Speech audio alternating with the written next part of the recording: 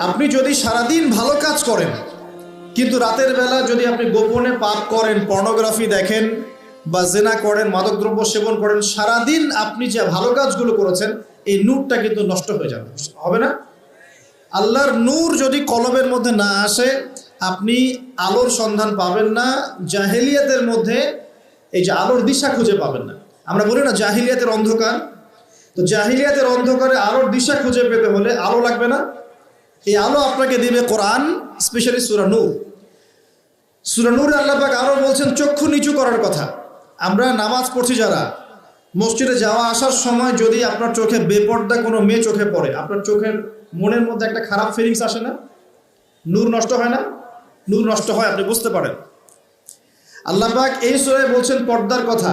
যখন আপনি বেপর্দায় চলবেন আপনার কলবের নূর নষ্ট হয়ে যাবে এবং আপনার দ্বারা আরো হাজারো মানুষের অন্তরের নূরটা নষ্ট হয়ে যাবে।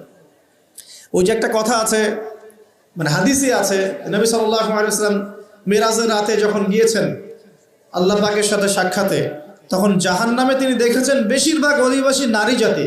কোন জাতি? নারী জাতি। প্রশ্ন একটা, কেন? উত্তর কিছু বের হয়েছে। এক, তারা কুফরি করে। কিরকম কুফরি করে?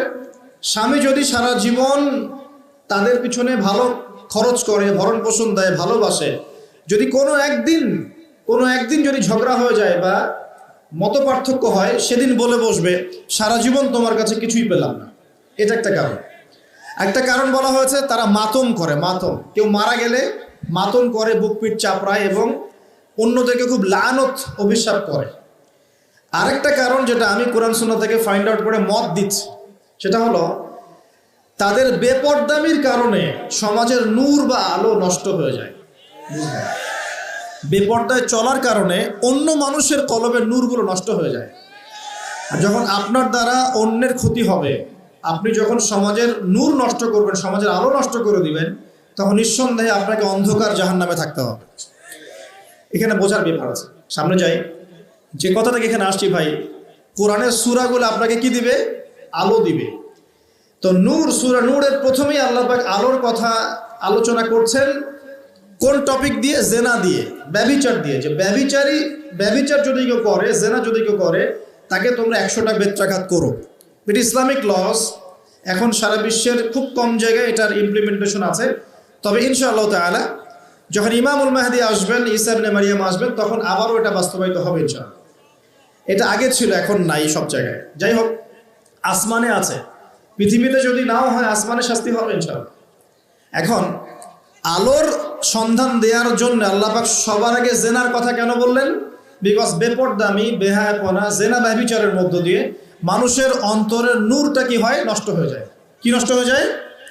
অন্তরের নূর নষ্ট হয়ে যায়। আমার সাথে একটু কথা বলবেন তো প্রিয় ভাইরা। কোরআনের কথা বলতে গিয়ে এখানে এসেছি যে আপনারা কোরআন অবশ্যই তেলাওয়াত করবেন, অর্থ বোঝার চেষ্টা করবেন এবং প্রত্যেকটা সূরা আপনাকে এক একটা ডাইরেকশন দিবে। আপনি আলোর সন্ধান পেতে চাইলে সূরা নূর তেলাওয়াত করতে হবে। আমার আজকে আলোচনার টপিক কিন্তু সূরা নূর নয়, অন্য একদিন কথা বলবো ইনশাআল্লাহ। আমার আজকে আলোচনার টপিক অন্য একটা কিছু, সেটা হলো সূরা কাহফ। কোন সূরা? সূরা কাহফ। আসুন, এই একটা সূরা সম্পর্কে নবী সাল্লাল্লাহু আলাইহি ওয়াসাল্লাম বলেছেন যে এই সূরাটা যে ব্যক্তি পাঠ করবে প্রত্যেক জুমার দিনে, এক জুমা থেকে আরেক জুমা পর্যন্ত তার জীবনটা নূর দ্বারা ভরে যাবে। এই যে সূরা কাহফ আপনাকে আলো দিচ্ছে। কি দিচ্ছে?